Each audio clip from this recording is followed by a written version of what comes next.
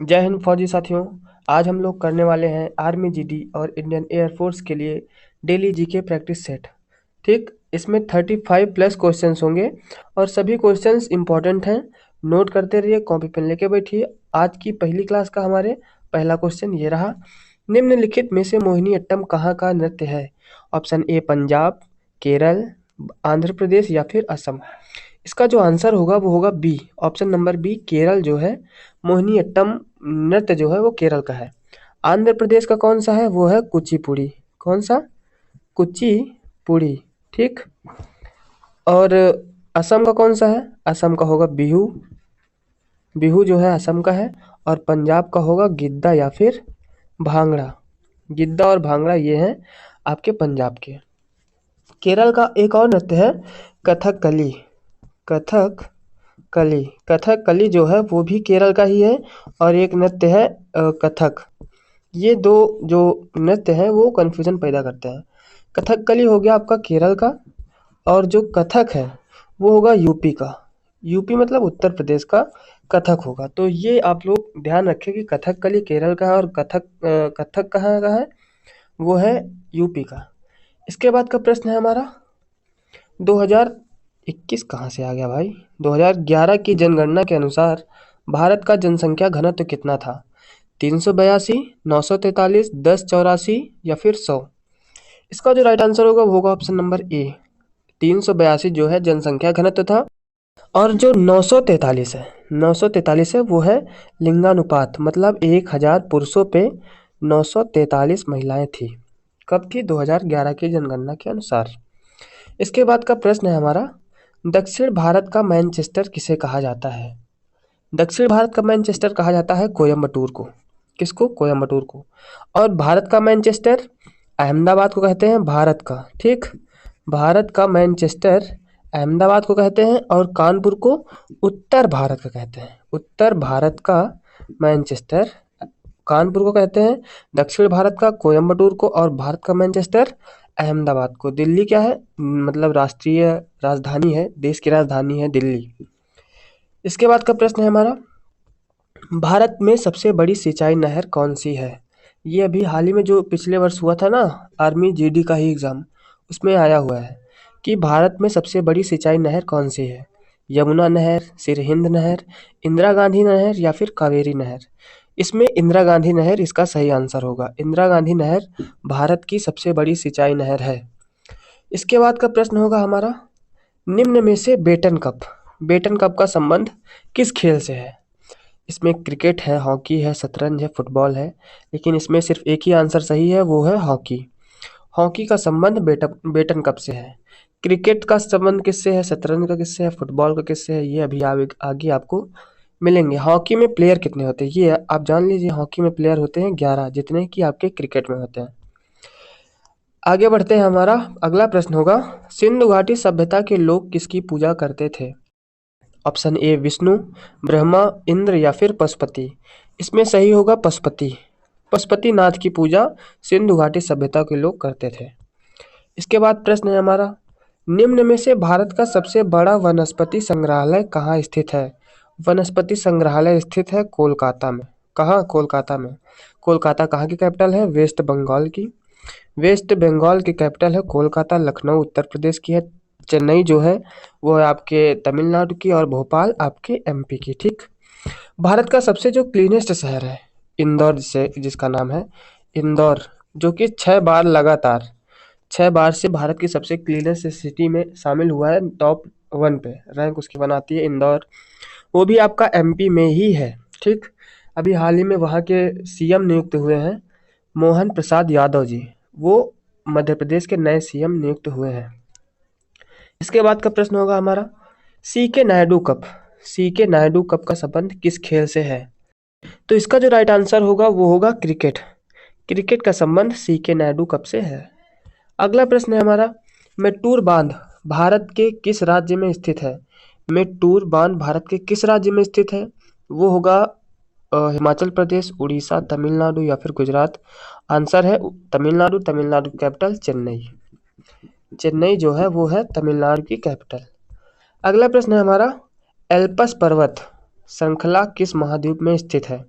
Europe, Asia, दक्षिण America या फिर ऑस्ट्रेलिया। तो इसमें जो सही आंसर है वो होगा यूरोप में एल्पस पर्वत स्थित है। अगला प्रश्न है हमारा, भारत में रॉकेट प्रक्षेपण के लिए श्रीहरिकोटा स्थल कौन से राज्य में स्थित है?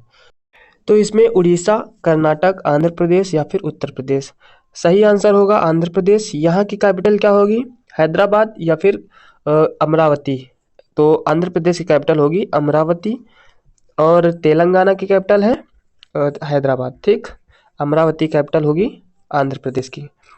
अगला प्रश्न है हमारा, काकरापार परमाणु ऊर्जा संयंत्र स्थित है, कहाँ पे स्थित है? वो आपका राजस्थान, कर्नाटक, केरल या फिर गुजरात। गुजरात में स्थित है। इसका जो राइट आंसर गुजरात होगा। और कौन सी नदी के किनारे? ताप्ती नदी के किनारे। ताप्ती नदी के किनारे, ताप्ती नदी पर काकरा परमाणु संयंत्र स्थित है। स्टेट कौन सा है? गुजरात। ठीक है। अगला प्रश्न है हमारा, निम्न में से प्रतिवर्ष विश्व हेपेटाइटिस दिवस कब मनाया जाता है? 26 जुलाई, 27 जुलाई, 28 जुलाई या फिर 29 जुलाई। इसमें सही होगा सी ऑप्शन नंबर 28 जुलाई को विश्व हेपेटाइटिस दिवस मनाया जाता है। अगला प्रश्न होगा, वेग परिवर्तन दर को क्या कहते हैं? वेग की जो परिवर्तन दर है उसको क्या कहा जाता है? उसको कहते हैं त्वरण, विभवांतर, धारा या फिर कार्य। आंसर होगा ए ऑप्शन, त्वरण को, वेग परिवर्तन की दर को त्वरण कहते हैं।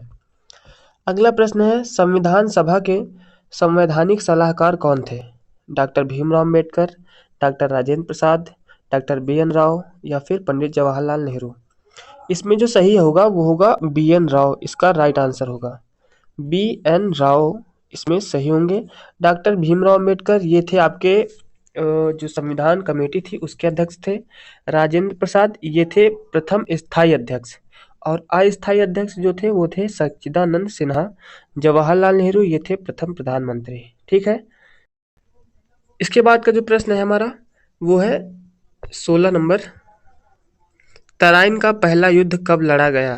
जो तराइन का पहला युद्ध है वो लड़ा गया था 1526, 1191, 1192 या फिर 1556 ईस्वी को। इसमें जो सही होगा वो होगा आपका 1191 ईस्वी को तराइन का प्रथम युद्ध लड़ा गया। द्वितीय कब लड़ा गया? सेकंड जो है वो लड़ा गया था 1192 को। और जो पानीपत का प्रथम युद्ध था, पानीपत का जो प्रथम युद्ध था वो कब लड़ा गया? वो लड़ा गया था 1526 को और सेकंड युद्ध जो है वो 1556 को। तराइन का पहला युद्ध 91 और 92 को और जो पानीपत का प्रथम है 26 और 56 को। ठीक, ये याद रखिएगा लास्ट के की पॉइंट।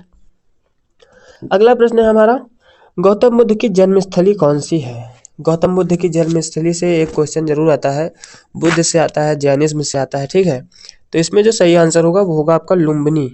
लुम्बिनी जो कि अभी नेपाल में है, वहाँ पे गौतम बुद्ध का जन्म हुआ था। कुशीनगर में खुशी खुशी इनकी मृत्यु हो गई थी। आपको याद करने के लिए बता रहे हैं कि कुशीनगर में खुशी खुशी इनका देहांत हो गया था। बोधगया में इन्हें ज्ञान प्राप्ति हुई थी। बोधगया में ज्ञान प्राप्ति और कुशीनगर में इनका मृत्यु हुई थी। और सारनाथ में प्रथम उपदेश जो है कहाँ पे दिया था इन्होंने? वो दिया था सारनाथ में। ठीक, अगला प्रश्न होगा हमारा, भारत का सबसे ऊंचा बांध कौन सा है? अलमाटी बांध, भाखड़ा नांगल, टिहरी बांध, सरदार सरोवर डैम। इसमें जो सही होगा वो होगा टिहरी। भाखड़ा नांगल डैम नहीं है इसमें भाई, इसमें टिहरी बांध सही होगा जो कि भागीरथी रिवर पे बना हुआ है। भागीरथी कहाँ पे है? ये उत्तराखंड। ठीक, भाखड़ा नांगल जो है वो कहाँ पे है? सरदार सरोवर कहाँ पे है? अलमाटी कहाँ पे है? ये सब आपको आगे क्वेश्चंस में मिलेंगे। ठीक, अगला प्रश्न है हमारा, इनमें से शुष्क बर्फ के रूप में किसे जाना जाता है? CO2, N2O, H2O या फिर O3 को। तो इसको जाना जाता है शुष्क बर्फ के रूप में, वो जाता है ऑप्शन ए को। N2O को जो नाइट्रस ऑक्साइड होती है जिसे लाफिंग गैस कहते हैं, वो होता है N2O लाफिंग गैस। ठीक है, लाफिंग गैस को N2O सूत्र है।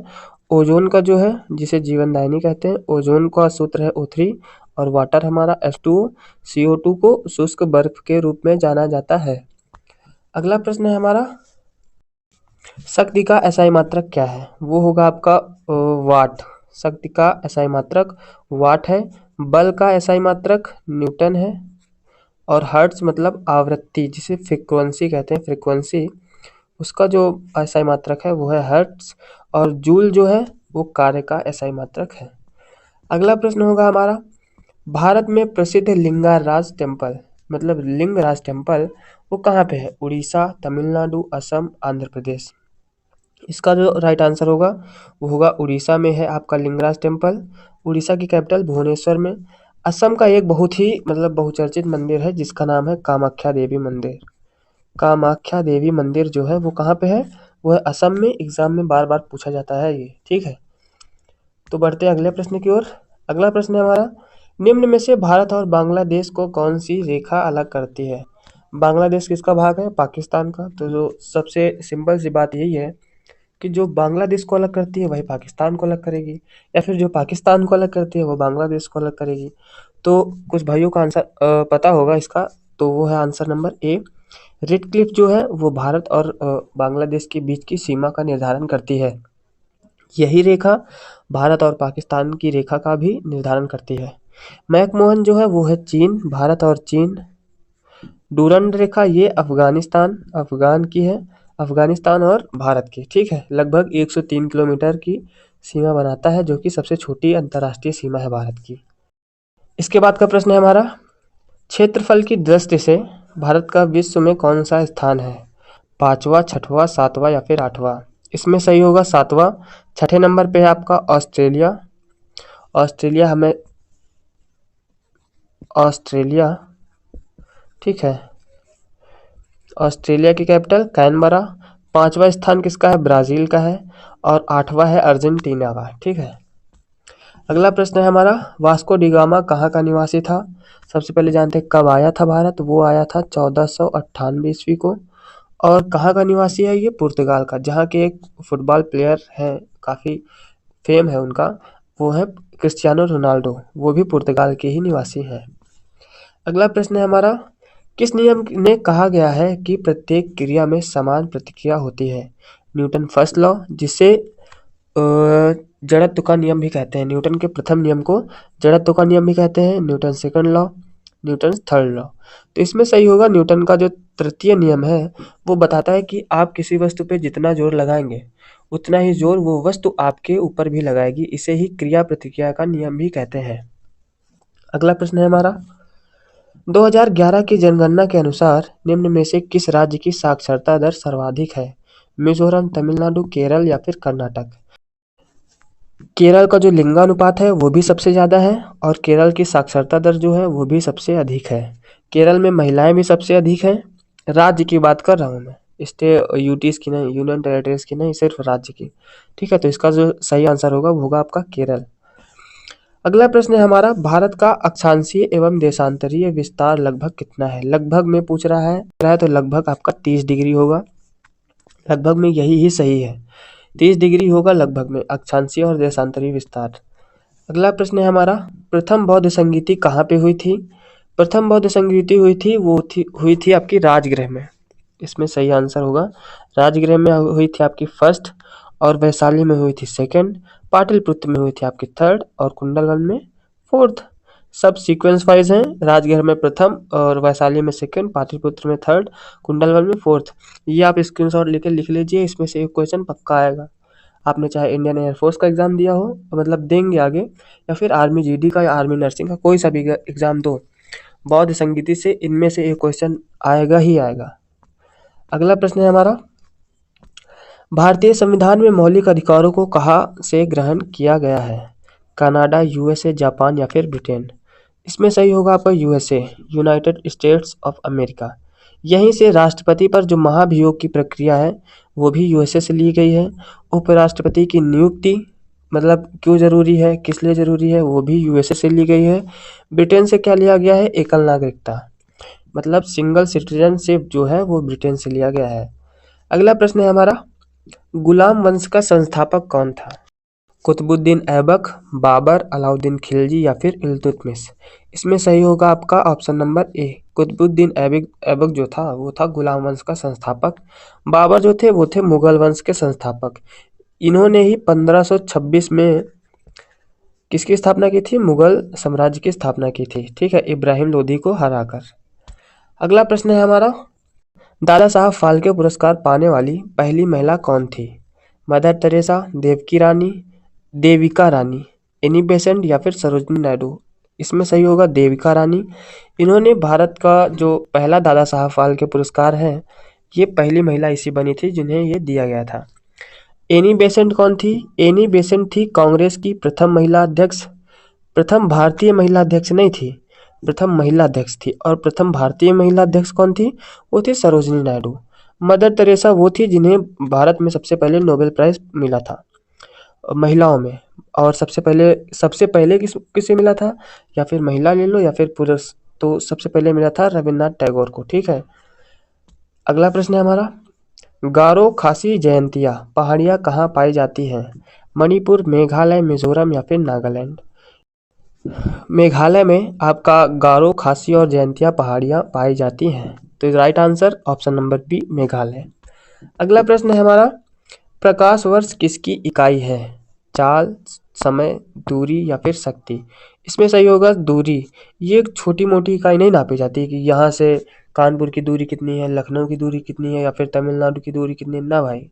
ग्रह की दूरी, पृथ्वी ग्रह से बृहस्पति ग्रह की दूरी कितनी है, वो प्रकाश वर्ष में शायद मापी ही जाती है, प्रकाश वर्ष में ही मापी जाती है।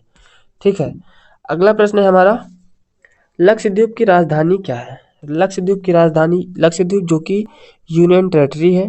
भारत में कितनी यूटीज हैं? 8, जो कि अभी जम्मू कश्मीर को शामिल किया गया है, तो ये 8 हो गई हैं। और पहले 29 स्टेट थे, अब 28 हैं। पहले 7 यूटीज थी और अब 28 है। ठीक, लक्षद्वीप की कैपिटल है कावरत्ती। पोर्ट ब्लेयर कहाँ की है? वो है आपकी अंडमान और निकोबार समूह की, अंडमान एंड निकोबार द्वीप समूह की है।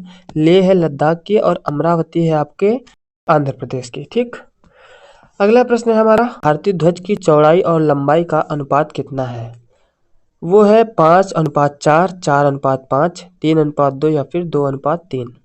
काफ़ी कंफ्यूजिंग क्वेश्चन होता है इसमें, लेकिन सही होगा आपका 2:3 इसका सही आंसर होगा, ऑप्शन नंबर डी। अगला प्रश्न है हमारा, भारतीय राष्ट्रीय कांग्रेस की पहली महिला अध्यक्ष कौन थी? भारतीय राष्ट्रीय कांग्रेस की पहली महिला अध्यक्ष कौन थी? सुचेता कृपलानी, इंदिरा गांधी, सरोजनी नायडू या फिर कल्पना चावला। इसमें सही होगा आपका सरोजनी नायडू। वो भारतीय राष्ट्रीय कांग्रेस की पहली भारतीय महिला अध्यक्ष थी। और सुचेता कृपलानी कौन थी? वो थी आपके भारत की प्रथम महिला मुख्यमंत्री। इंदिरा गांधी प्रथम महिला प्रधानमंत्री और Kalpana Chawla first women astronaut, मतलब जो अंतरिक्ष में जाने वाली प्रथम महिला बनी है ये। तो हमारे क्वेश्चंस कंप्लीट हुए, 36 क्वेश्चन हुए हैं। तो अगर आप लोग चैनल पर नए हैं तो चैनल को सब्सक्राइब करके वीडियो को लाइक कर लें और अपने मित्रों के पास ये वीडियो शेयर भी कर दें। मिलते हैं अगली वीडियो में, तब तक के लिए जय हिंद, जय भारत।